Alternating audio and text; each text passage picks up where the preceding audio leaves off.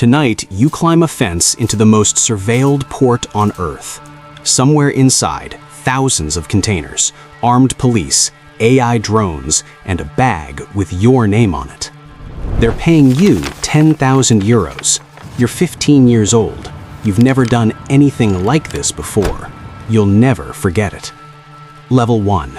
The offer. You don't find the job finds you. It's a Tuesday afternoon outside school. An older guy, mid-20s, clean trainers, calm voice, asks if you want to make real money. Not pocket money, real money.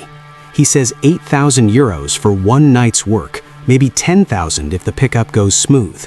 He doesn't say the word cocaine. He doesn't have to. You're 15, your family is behind on rent, your phone is cracked, and you've been wearing the same jacket since October. And this guy is standing in front of you like the world is very simple, like there's an obvious answer here. Your friend already said yes, he's nodding beside you. You don't ask what the job actually involves, not really. You ask when. He says Saturday. He says he'll text you. He says don't tell anyone.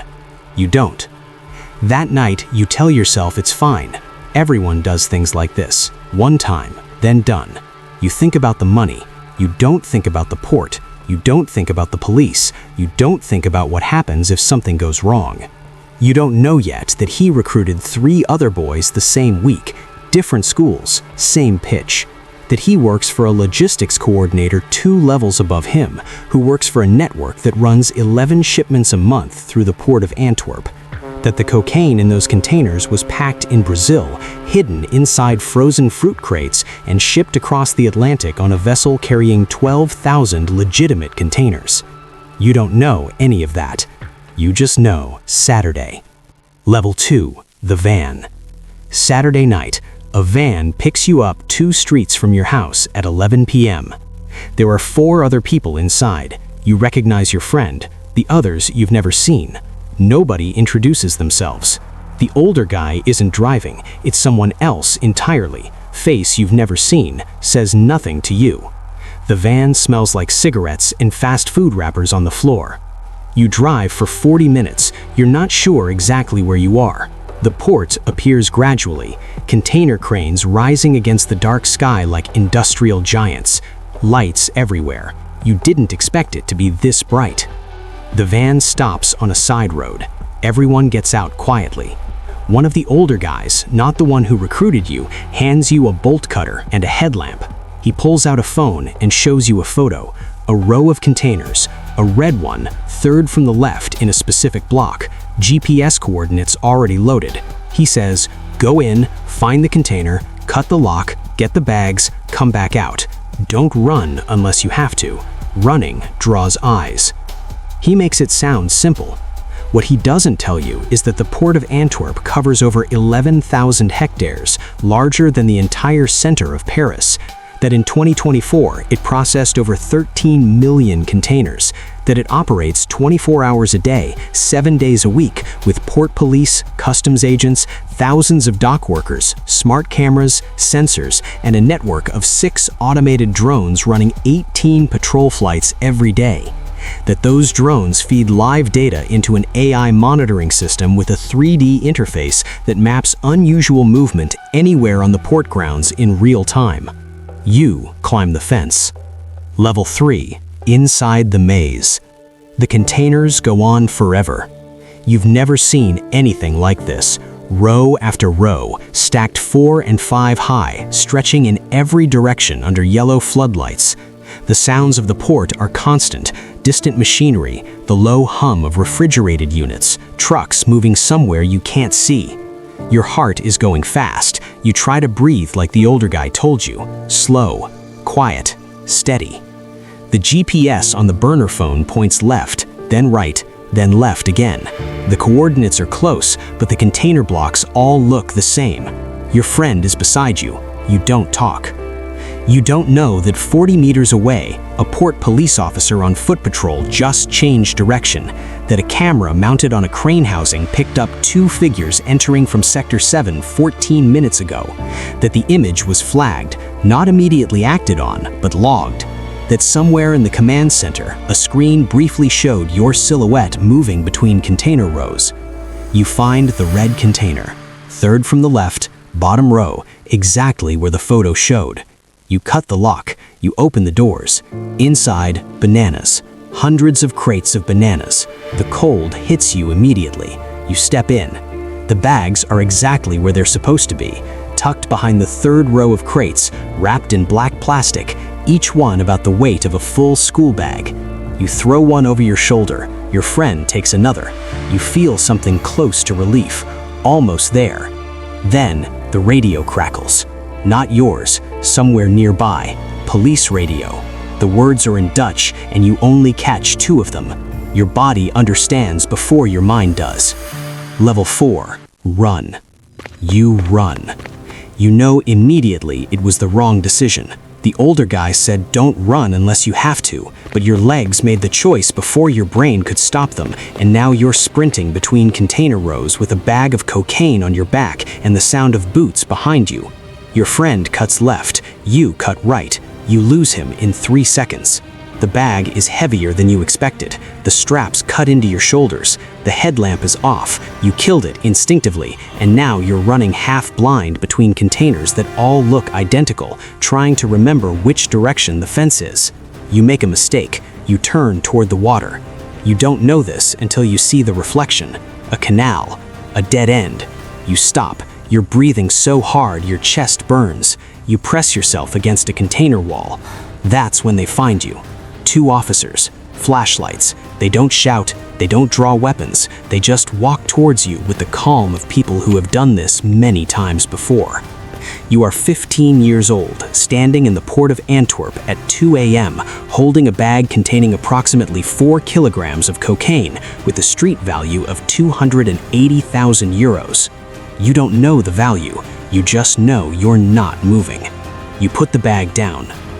In 2024, Belgian port police caught almost 100 alleged coke runners. In 2025, it was nearly double that. You are not unusual. You are not special. You are a number in a database that has been growing for 3 years. The older guys who led you in are gone. They were gone before the police arrived. That's how it works. Level 5. The room.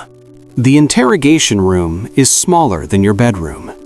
A lawyer arrives before the police can question you. This is the law. You are a minor, so a legal representative must be present. Her name isn't important. What matters is what she tells you in the first 3 minutes before the officers come in. She tells you, say nothing. Not because you're guilty and need to hide it, because everything you say goes into the file, and the file can be read by the organization that sent you in. If you name the person who recruited you, that information travels, and the people it travels to do not respond with lawyers. You say nothing. The officers ask questions anyway. They're not unkind. They've sat across from boys your age more times than they want to count. The youngest they ever processed was 13. The average is 15 to 17, old enough to be useful, young enough to be legally protected. That protection is why they recruited you, not for your benefit, for theirs. You are a minor. In Belgium, a minor cannot be sent to adult prison. The network calculated this before they calculated anything else. Your age is a business decision someone made without ever meeting you. After 3 hours, you were taken to a juvenile detention facility. You will appear before a juvenile court judge within 24 hours. Depending on the judge, you may spend weeks there, possibly months. You won't see your family tonight. You think about the $10,000. You will never see it. Level 6. What they already know. While you sit in the detention room, something is happening that you know nothing about. The port police already have the burner phone. They have the GPS coordinates loaded in it, the exact container you were sent to.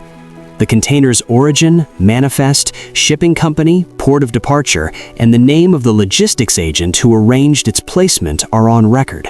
That information will be cross-referenced with 14 other shipments from the same origin port over the past 18 months. Your face has been matched against footage from 3 previous nights at port perimeters across the region, nights you were not involved. The system is building a picture around you that includes people you've never met. In 2021, Belgian and European law enforcement cracked a major encrypted criminal communications platform. Hundreds of millions of criminal messages were intercepted. Over 100 criminals were convicted in a mass trial in 2024. The same task force is still active. They are not interested in you.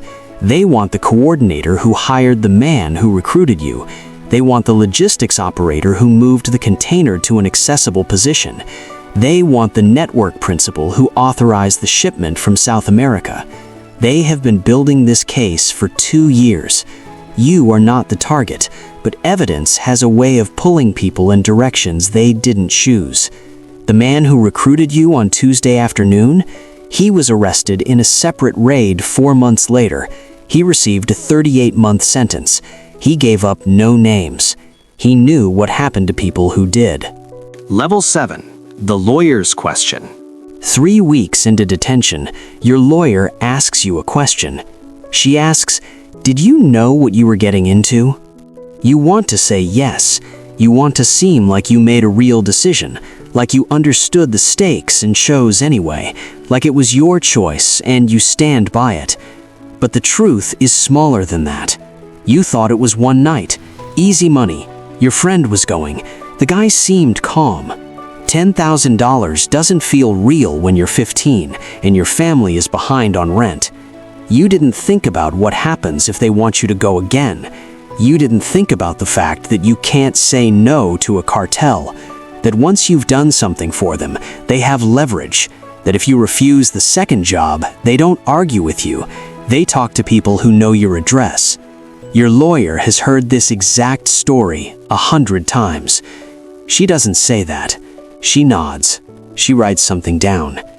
In Antwerp alone, drug-related violence has risen sharply over the past 3 years. Bombings, shootings, kidnappings, torture, not in hidden locations, in residential streets, outside schools, in broad daylight. An anonymous letter from a Belgian judge expressed concern that the country was drifting toward the conditions of a narco-state. None of that was in the pitch the recruiter gave you outside school. Level 8. The exit that doesn't exist. You were released after 6 weeks. You go home. Your family doesn't ask for details. The silence is its own kind of weight. 3 days later, someone contacts you. Not the recruiter, a different number, a voice you don't recognize. They say they know you were caught. They say there are no hard feelings. They say they have another job when you're ready. Better coordinates, faster in and out. You don't answer, but the number stays in your phone for 11 days before you delete it. Because the truth that nobody tells you before you climb that fence is this: the organization doesn't need your loyalty, they need your cooperation. And cooperation isn't a feeling, it's a structure.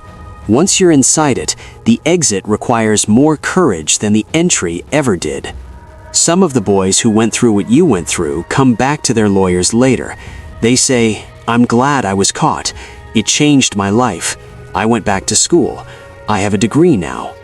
Others don't say that. Others come back for different reasons. Callback. Tonight, somewhere in Antwerp, a van is parked 2 streets from a school. A boy is getting in. He's never done anything like this before.